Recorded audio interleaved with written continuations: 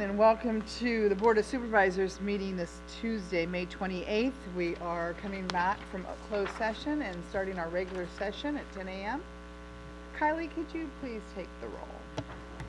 Supervisor Howard? Here. Supervisor Gitlin? Yep. Chair Cowan? Yes? Supervisor Hemmingson? Here. And Supervisor Berkowitz. At this time, we're going to take a moment of reflection.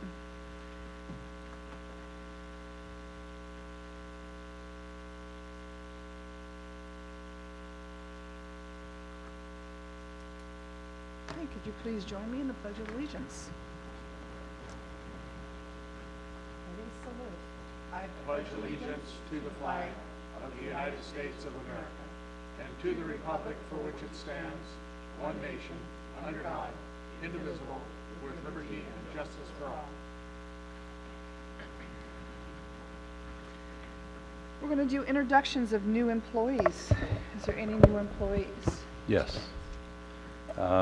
I'd like to take this time to introduce Kimmy Scott, who is our new Emergency Services Manager. She comes to us most recently from the Tolowa-Dini Nation as their Emergency Services Manager or Director.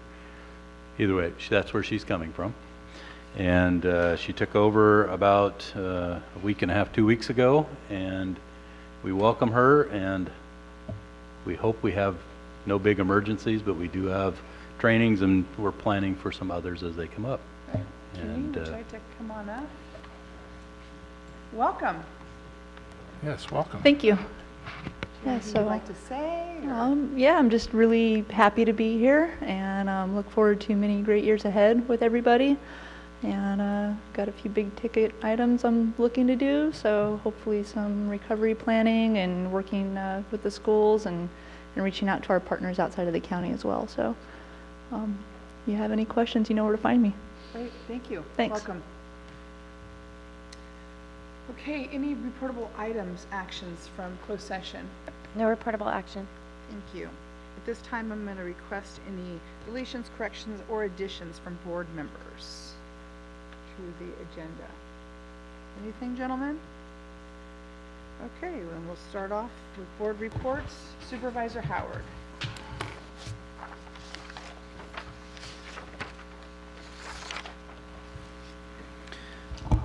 Thank you, Madam Chair. Busy couple weeks getting up to this board meeting. Had actually 2 solid waste authority meetings, which were quite contentious but in need of resolution around solid waste rates at our transportation station for green waste. This has been one of these things that has been one of these legacy issues from Cal Recycle, and trying to deal with it with as much green waste as we generate here in this county to be cost effective for our ratepayers has been rather difficult. However, we did end up passing an ordinance that would essentially allow the operator of the transfer station, Hammer Road WSG, to become a little bit more whole in the process, but at the same time not break even. So we still need to work on solutions for our green waste in this county, and more importantly, solutions, long-term solutions for recycling of that green waste. Had some discussions with constituents in Smith River on some zoning issues around property. Attended the Robert Wood Johnson community interview, which was attended by many people from the city and the county, not-for-profits, but it was a part of a ranking of our county as a group of 12 counties across the United States, but in particular community collaboration towards benefits for all, and how those benefits that our community has had through discussions implemented by the Building Healthy Communities program have allowed for more social equality within our region. They've been pretty interesting conversations, but we will see if our county in the end is awarded $25,000 in recognition of efforts in the past several years. Attended the California Fish and Game Commission meeting where we discussed the fall salmon season and also elk hunting, where finally the new tag allocation was passed, as we discussed at our last board meeting, to increase the tag allocation from 85 by another 20 to 105. Also attended the North Coast Unified Air Quality Management District meetings where we discussed budgets at length. Attended a tri-agency meeting where we discussed audits, and then had a separate meeting with Recology of Del Norte, Jeremy Herber, and also had a separate meeting with Hambro WSG concerning composting and the relevance of that composting moving forward in the future as it related to our Solid Waste Management Authority decisions. Had a separate meeting with Supervisor Hemmingson and Jay and Liz around Klamath Dam removal and mitigation moving forward long-term and impacts potential to this county. Also had a meeting with Supervisor Hemmingson and representative from Congressman Huffman's office and the Smith River Alliance around proposed Wilderness Act legislation that's being proposed by our Congressman Huffman again. Also spoke with residents in Gasky around fire issues forthcoming to this season and preparation of neighborhoods in Gasky for a potentially difficult fire season that we might face, so we could avoid situations moving forward in the future that other communities around us has experienced on the North Coast and inland. Attended the Memorial Day celebrations at the cemetery yesterday, honoring our veterans of foreign wars, and it was good to see the turnout there. The individual who spoke on behalf of the veterans, it was a very moving conversation that he had there, reciting accounts from people that he served with in his unit over the years, and those that weren't able to be there with us today because they gave the ultimate sacrifice in the line of duty. But it was a very moving event, and one of the better ones that I've been to to honor our veterans. Wanted to make a quick announcement that on June 6th, from 4:30 to 6 at Sunset High School will be the Elk Valley Corridor project discussion, open to the public. As you know, we've been discussing quite a bit at our Del Norte Local Transportation Commission meetings about the unsafe areas, not only on Highway 199 where Elk Valley Crossroads crosses, but also on Highway 101 where there's a high incident in this county of vehicle collisions. And then also wanted to congratulate the folks in the competitive soccer leagues at La Jolla Market. The season has kicked off. They play every Sunday out at La Jolla. There's 8 teams playing. It's very competitive adult soccer, but also high school kids have joined. It's a great game to watch, and happy the season is going on again now in its 10th season. And that's the end of my report, Madam Chair. Thank you. Supervisor Gittman? Yes, thank you. Kind of a quiet week, but when that's quiet, things often happen when you don't expect it. And I did have an opportunity meeting with City Manager Eric Weir and introduced him to a new restaurant we're going to have in town over off the S-curve called Bella Noche. So City Manager Weir and his staff were very happy to meet this new business in town. And Bella Noche plans to be opened with what's called a soft opening the first 10 days of June, which is next week. And I'm really looking forward to that. Another great opportunity for an upscale restaurant in our community. You may have noticed a lot of landscaping and cutback work around the Walmart property, which is actually county-owned property. And the work is involving limbing up to a certain degree, so you can actually look inside and see what's going on behind the bushes. And this is just great news, and I want to commend our county workers for getting involved with this. And of course, they're rooting out all of this illegal camping and the subsequent horrific mess that's ongoing down there. And as long as I have our probation officer here, Lonnie, I want to make a request we have 2 projects coming up. June 5th, I believe, we're going to be helping the animal regulation and moving around some of the wood chips around the field there and the trails, and we're going to make that a monthly event and an opportunity for probationers to burn off community service hours. And then following it's in June 19th, we'd like to conduct another major cleanup involving the Sheriff's Department also. I'm giving you news, the Sheriff inmate crews to help clean up that horrific mess next to the Walmart property. And then once it's cleared and stabilized, you can look right down into it. And I think it'll be less appealing for people to go inside and illegally camp there and make quite a mess there. So that's basically our week. We had a number of constituent calls assisting their needs, and we did acknowledge Memorial Day services and both Brookings and the cemetery yesterday. That's my report. Supervisor Hemmingson. Yes, thank you, Madam Chair. Well, after last board meeting, I went to Smith River for the celebration of life for Richard Westbrook, who was a lifelong resident of Delmark County. As unexpected death kind of certainly took me by surprise. Anyway, well attended. He was just a good old boy. He was a nice guy. I'm going to miss him. Had a meeting with staff about fish and wildlife access points again. That's kind of an ongoing thing. I went to the No Place Like Home stakeholders meeting. We had a tri-agency meeting. As Supervisor Howard said, we had the Klamath Dam removal discussion with staff. I filled in with agenda review. That's why things will go so smoothly today. And as Supervisor Howard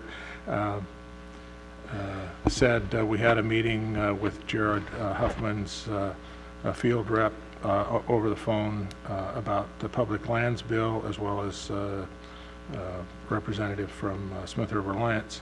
And I also attended the Memorial Day services at the cemetery, and that's my report. Thank you. Brief report.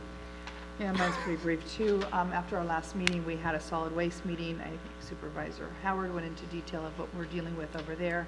I also attended the No Place Like Home stakeholders group meeting, which we met with Housing Tools and got an update from them after their several community meetings and discussions that they had here. I also had a phone conversation and meeting with Senator McGuire's aide and his office about homelessness and some other issues. 2 days after the meeting, I was able to go to Chico State for 4 days and watch my eldest graduate and then take her on a surprise girls trip. So I just got home yesterday, but was able to spend 8 days with her away from the county, and it was pretty nice. That's it for me. Okay, moving on to, let's do the consent agenda. Madam Chair, if I could, I'd like to pull item number 8 for discussion. Well, any other items that need to be pulled and discussed? Okay. Any public comment on our consent agenda? Nope, seeing none. Does anybody want to talk about the consent agenda? Do you want to make a motion to approve? I'd so move. Do I have Second. a motion and a second to take up items 1 through 12? That's minus number item 8. Carly? Supervisor Gitlin? Yes. Supervisor Howard? Yes. Supervisor Hemmingson? Yes. Chair Cowan? Yes. Okay, why don't we go ahead and discuss item number 8 right now. That is approve and appoint Supervisor Berkowitz as a voting delegate and Supervisor Cowan as a voting alternate for the 2019 National Association of Counties Voting Credentials. Yeah, Madam Chair, I pulled this item because I guess not much confidence in Supervisor Berkowitz as a voting delegate at NACO, having elected not to even go to the WIR conference. Electing to go to NACO instead of WIR, I think would be a better alternative. I don't hear much reports back with it. I'm not sure that there's a huge cost benefit for going to NACO, but not totally against being part of NACO, just not comfortable with appointing Supervisor Berkowitz as the voting delegate. Okay. Any other comments? I think for me, I understand where you're coming from. I was surprised also that he didn't go. He chose to do the convention sort of thing in Vegas versus the actual meetings in May. So that was an issue for me, but I also feel that he's not here to kind of talk about what he's done. So I think I'd like to just pull it and put it on from 2 weeks from now. I don't believe that there's any urgency on this, Jay. Do we need to report to them in any certain time frame? Okay, can we go ahead, Kylie, can you make a note to pull item 8 and put it, we'll talk about it next week when Supervisor Berkowitz is here and give him a chance. Is that okay? Yeah, Or- if we're going to put it on the agenda, I would put that we select someone to be a delegate, if voting delegate, if that's the case. Okay. And not necessarily one individual. Okay. If that's okay Is with everybody you. okay with that? Chair Cowan, Yes. I believe in the letter it does say Friday, June 28th would be to fill the form out. Okay, so we have time. Yes. So Kylie, can you make note of that? Thank you. Okay. Supervisor? Yeah. Oh, I'm sorry. Thank you, Supervisor Howard. We did have a resolution. Supervisor Howard, go ahead. We do have a proclamation today, which is a proclamation of the Del Norte County Board of Supervisors, State of California, designating May 2019 as Emergency Medical Services Month. Whereas every day of the year, at all hours of the day and night, we rely on emergency medical services, our EMS, professionals and volunteers for critical care in our homes, on our roads, and whenever needs exist. And whereas EMS teams serve all Del Norte County residents and visitors, standing ready to respond at a moment's notice, and tirelessly enhancing our county's preparedness and resilience. We celebrate their selfishness and courageousness, contributions to our community, and whereas our EMS system includes a wide array of dedicated specialists, including emergency medical technicians, 911 dispatchers, paramedics, firefighters, law enforcement officials, ambulance services, educators, first responders, nurses, and physicians. EMS teams provide access to quality care when unforeseen illness, injury, or disaster strikes. The aid they administer is provided without regard to race, religion, age, creed, economic background, or ethnic origin. And whereas EMS providers spend long hours to further their education, train themselves on the latest life-saving techniques, and maintain vital emergency equipment, often choosing to do so on their own time and at their own expense. These heroic professionals, volunteers, and citizens form a network that has long supported our healthcare system, and their example is an inspiration to us all. Therefore, be it proclaimed, the Del Norte County Board of Supervisors honors these heroes by naming May 2019 as Emergency Medical Services Month in Del Norte County, passed and adopted this day, the 28th day of May 2019, signed by our Chair, Supervisor Catlin.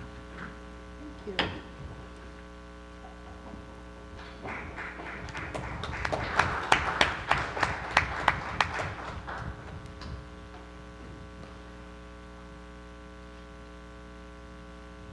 Did you want to say a few words?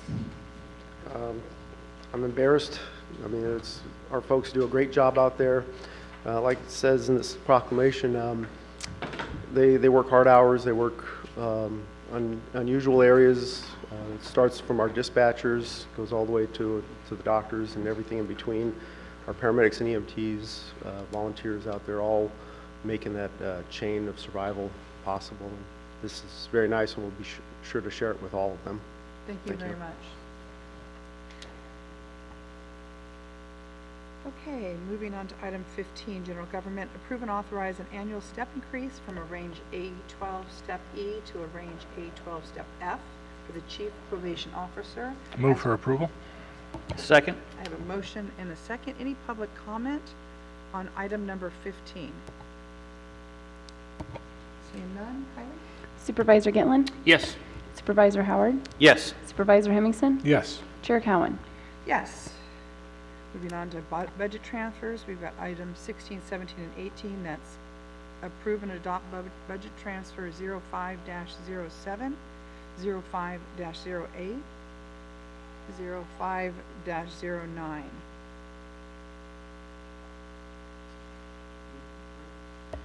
Second?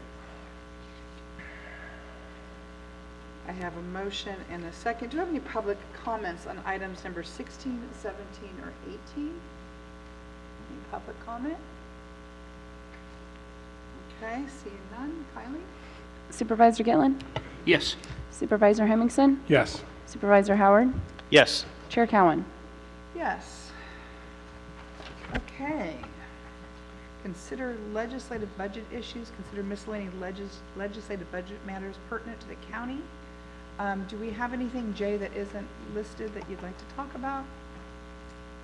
No, I'll just, one quick update in regards to the budget issues. You know, we're going through our second round of budget meetings, and my intention would be to bring forward a discussion item at the next meeting to go over budget priorities. It's a little earlier than we've done it in the past, but we're going to need that as early as possible. Excuse me. And we will be able to then use that as we go through, not just the recommended, which will be in deficit, but also as we get to a final budget, and give us a little bit more time to deal with what issues we have, as well as any priorities the board would have, and try to get those involved. Great, thanks. Okay, we're a little bit early on public comment period that usually starts at... Madam Chair, Yeah. if I may, I'd also like to update us, since this is a legislative period of time, on AB 204, which is the Community Benefits Bill. It looks like it has made it out of Assembly Appropriations and will be moving to the Senate in June. I'm hoping we continue to pay attention to this, but as far as the committee votes on that, there was 13 yeas and 5 abstains. There's been quite a bit of language change that I think we should be cognizant of as it moves forward, including more system-wide healthcare reporting instead of individualized healthcare system reporting. So in this case, Sutter Health System across the state of California, under the amendments that were introduced in the Assembly, would be allowed to report collectively instead of as an individual. That was the recent amendment that was added in Assembly. My hope is that we could get some clarity on that language before it moves forward. Obviously, we would like to see individual reporting for the hospitals in a transparent way on how those community benefits are allocated as a tax-exempt provider. Thank you. Anybody else have anything that they want to share from the dais regarding legislative matters? Okay, got closer to the 10:25 hour. We're going to go on to public comment. Does anybody have any public comment regarding any items that are not listed on the agenda? Do I have to wait until I do? Okay, we're going to have to wait 3 more minutes. I was wondering about that, so I needed a few more items there, Jerry, just to keep us going. What?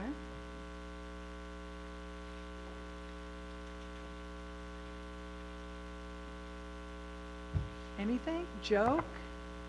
Well, I'll report out. I had the opportunity to chaperone the Crescent Elk 7th and 8th grade band trip over the weekend, and I want to tell you that I was very appreciative of the way the 7th and 8th graders handled themselves in the big city of San Francisco and around there. And they're a great bunch of kids, and it's a very good band. Supervisor Howard's son was there, as well as my daughter and a bunch of others. I think there were 56 to 60 of them, and they handled themselves well, and they were very, very good representatives of Delaware County. Jay, can I ask a question, Madam Chair? Sure. Did the band play anything while at the YMCA? Did they rehearse any particular songs, or No, it's fun to stay at the? no. And I'm not going to sing it. Okay, just But check. they were at HSU a couple days before that, and I did see the video, and they were excellent. Okay. Supervisor Hemmingsen? Well, I just remembered County Council participated in an event, I think, over the weekend. Does she want to say anything? Did she? Not this weekend? Oh, I thought you did your big run. Oh, it's got ahead a little bit. Sorry, I thought it was last weekend. Okay, I'll get in trouble. I'm for running this. out. I'll probably get in trouble for this, but I was at Chico State, and there's 5 graduations, so I'll probably miss some kids, but the 2 that I attended, there was about half a dozen kids from our area that I got to see walk. That'd be Shelby Baumke, Bailey Jones, Colin Wakefield, Zach Taylor, Chad Bell, and of course my very own Christine Cowan. So I know there was plenty other ones that graduated as well, but I was able to watch these kids from Del Norte County walk and graduate from Chico State. And it's, it's really nice to see them. Some will come back and work in our community, and some won't. They'll go on and probably come back as well, but it's nice to see this time of year. There's so many kids right now that I know that are graduating from different universities around the state and actually around the country. So I like to see that. We have now hit the 10:25 hour. Public comment, if you would like to come up and share with us.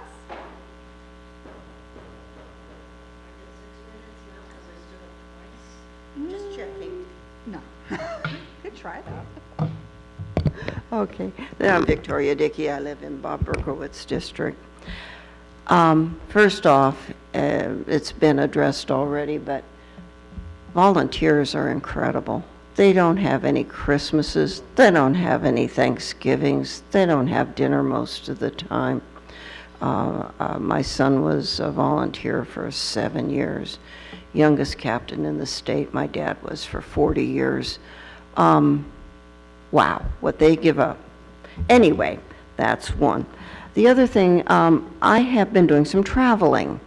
I didn't go to Japan, but I've been to Las Vegas, and I've been in the southern states. I'm planning to go to Idaho in the not too distant future.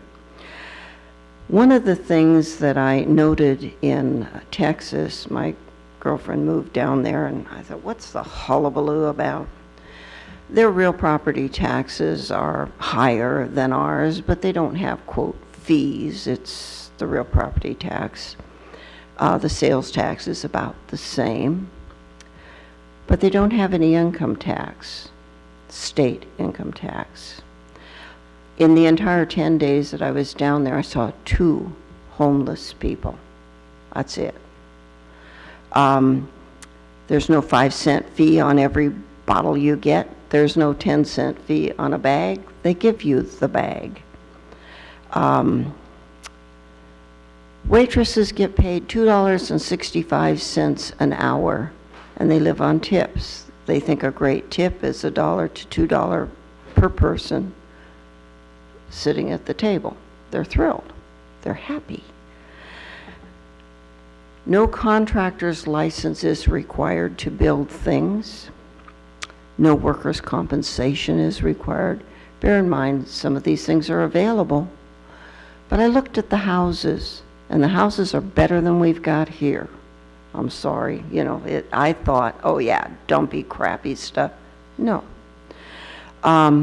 They don't have permit fees, so if you want to build a barn, you walk out your door and you start pounding nails. Pretty much any place you want on your land. I didn't check out whether or not they had setbacks, but they must have setbacks. I don't know. Gasoline's $1.40 a gallon cheaper. I'm painting a picture here, and I don't think you like the looks.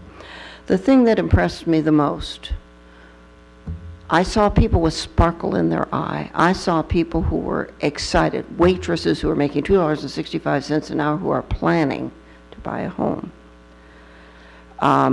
Here we have no prayer at our public meetings. We've declared war on the United States by allowing marijuana. I know my time is up. I have 2 more points, please. We haven't done any sanctuary cities. Thank you, Mrs. Dickey. We give too much money to people, and we take too much by virtue of not very much. I giving appreciate them it. the ability to do for I would really like themselves. you to be respectful to the time. Thank you so much. Do we have any other public comment?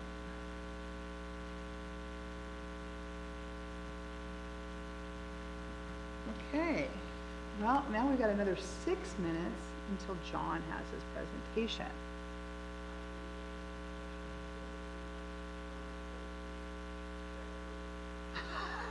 John, would you like to fill the time with bad jokes? You have 3 minutes for each one.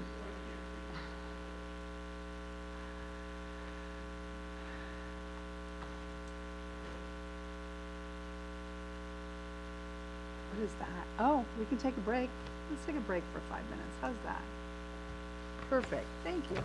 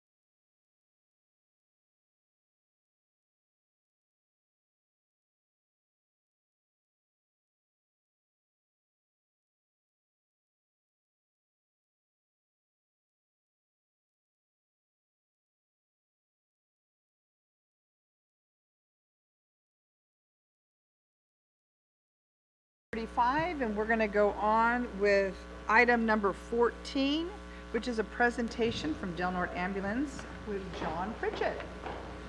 Good morning, Mr. Pritchett. Oh. Thank you, Chair Calvin. Joining us today we is have Mr. CEO Mr. Sandler. He's going to start things off for us. Thank you. Thank you, Madam Chair, members of the board. Every year in May, we celebrate Emergency Medical Service Week and our month now, and Del Norte Ambulance comes before the board to provide you an update of emergency services that we provide and what's going on in the state of our industry. Judging by the number of calls and comments we hear, I believe our community is well served by our first responders and by the staff at Del Norte Ambulance. We believe the public feels the same way because in 1990 to 2017, Del Norte County had a 14.5% increase in population, but at the same time we had a 161% call increase. Getting all these numbers, I'll give you back to John, who is great with all those little details. Thank you. Thank you, Mr. Sandler. Del Norte Ambulance has always prided itself on being in the forefront when it comes to new equipment. This year, after diligent persuasion of the State Emergency Medical Services Authority as well as the North Coast EMS, we are now carrying iGels, a device that provides patients with an advanced airway when normal intubation techniques are unsuccessful. It is also now best practices on pediatric cases. This year, we are upgrading our cardiac monitors to Zoll E and X series models. This provides paramedics with better information and higher reliability. It's worth remembering that Del Norte Ambulance was the very first company in the region to use Zoll's original biphasic defibrillators. Last year, Del Norte Ambulance was able to secure and offer to the community the use of a bariatric ambulance, which allows us to safely and comfortably transport patients weighing up to 1,600 pounds. And no, I was not the person that tested that. Already, other communities in the region have called on us to transport their bariatric patients to higher levels of care.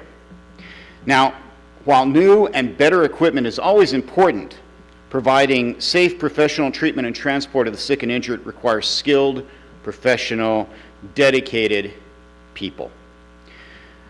As we've reported in the past, Del Norte County can be a challenging place to bring highly trained professionals, be that in the fields of law enforcement, engineering, and healthcare.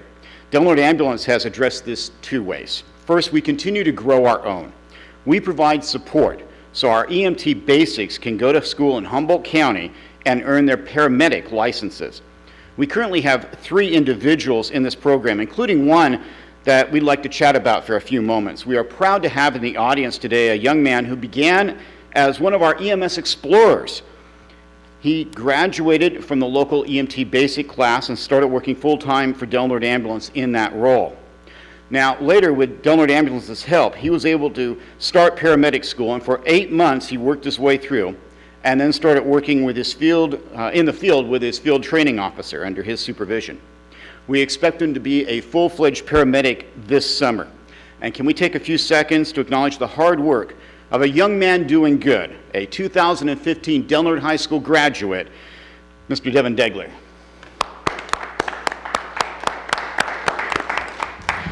The second avenue that has helped us recruit and keep top personnel is our expanded training program. 2 years ago, we made the decision to expand our culture of training.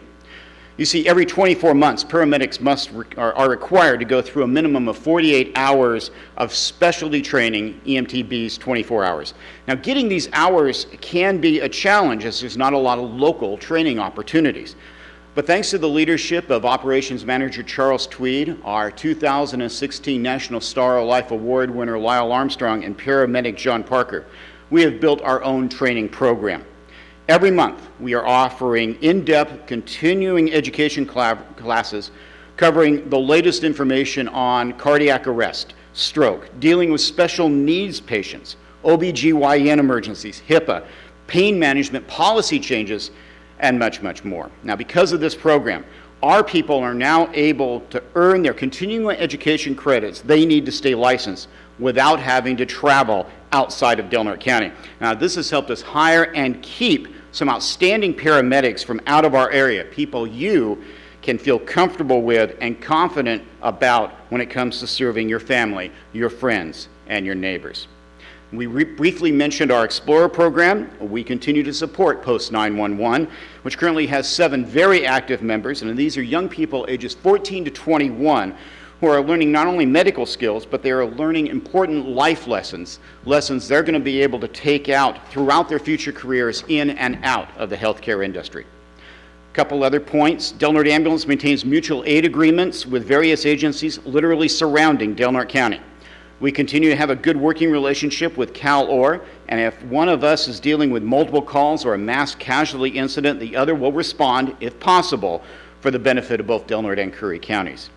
We remain an active part of the medical community, participating in the Humboldt-Del Norte Medical Advisory Committee, Pelican Bay State Prisons medical meetings, and working with North Coast EMS and also with Sutter Coast Hospital to have a robust quality improvement program. Del Norte Ambulance continues to be an active part in our community, taking roles in the Every 15 Minutes program, Shop with a Hero, our own Socket to Cancer program, Del Norte County Fair, Crescent City Rotary, Habitat for Humanity, and numerous other events and organizations. Now, Mr. Sandler has been working on a program over the past year or so that we believe is going to pay important dividends to our community, and he's going to take a few moments to talk about it now. Mr. sounds like my dad. But, so I want to thank you and I'm very excited about this new advanced EMT program that we're looking into. Del Norte Ambulance was recently granted permission to start a pilot program. This pilot program hopefully will begin training sometime in the fall. The advanced EMT program will lift the level of service provided by our current basic level EMTs to a much higher level in our community, to a near paramedic level.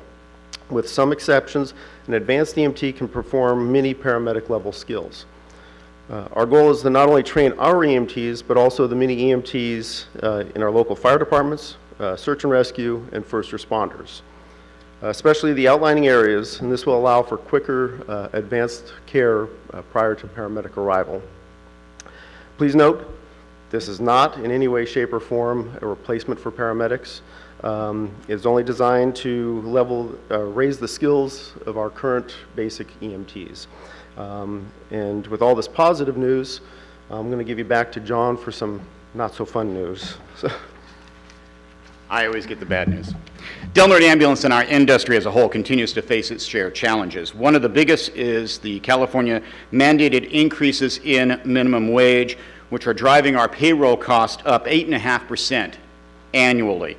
Del Norte Ambulance feels this especially hard as we are a 24-hour-a-day, 7-day-a-week, 365-day-a-year business. Fuel costs in the state of California continue to soar and are expected to continue to rise throughout the summer. Costs of equipment and medicine are escalating, it seems, at times on a daily basis. Please remember that our reimbursement rates for approximately 70% of our customers/patients are set by the government at substantially less than the approved public rates. These individuals are covered by Medicare, Medi-Cal, and the Partnership Health Plan, which was created as part of the Affordable Care Act. Another 10% of our call volume are are non-transports that are not billed. Only a small percentage of our patients and their insurance companies, 10 to 12%, pay the full public rate as authorized by this board. We do expect to return at some future date to examine the need for adjustments in the current public rates. And now in closing, Mr. Sandler. So on May 1st, marked 34 years of my owning and operating Del Norte Ambulance. And it's been my honor to serve our community and something I look forward to doing for many more years to come. Back in 1985, we had 3 used ambulances. One of them was able to provide limited advanced life support, and we ran about 2 to 3 calls a day. Times you'd end up being on station getting some cabin fever, waiting for that next call.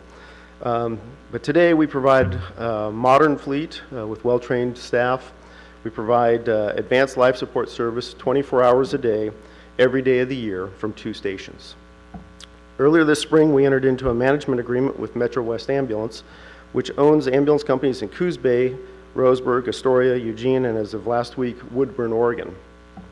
This business agreement provides our company greater buying power, access to more sophisticated medical charting, billing, and other support services that we'd not be able to do on our own.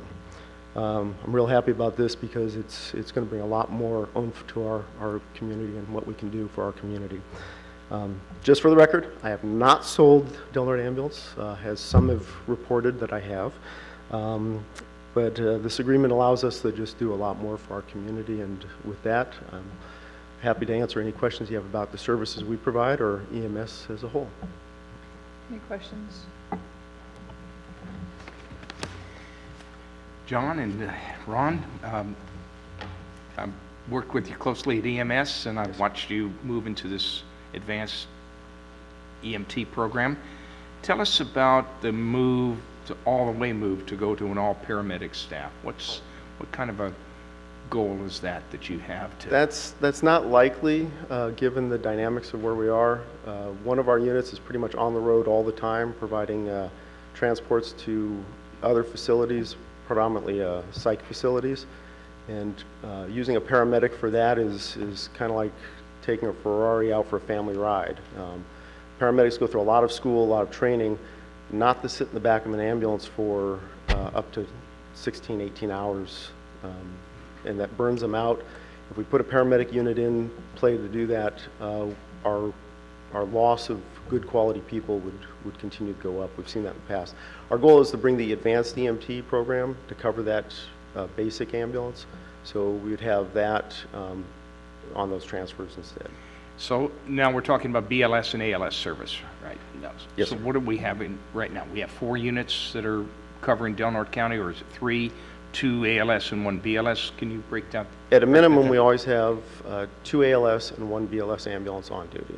Charles has been pretty good at getting our staffing up, and he's hoping that if our call volume stays on pace where it is, that we'll be able to add a 4th crew. We do have many days now where we have a 4th crew on, but we're not at 100% 4th crew. And explain to the public the difference between the ALS and the BLS service.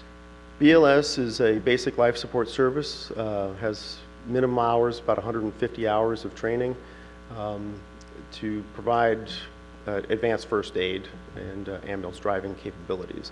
Paramedic program has advanced life support services. It provides a little over, was it 1,200 hours now? You're at about 1,200 hours of training. And they can do quite a few skills and procedures. Short of just a very few items, they're really showing that the advanced EMT has the ability to save a lot of lives, and that's why we're pushing that, which is the in-between between the EMT and the paramedic.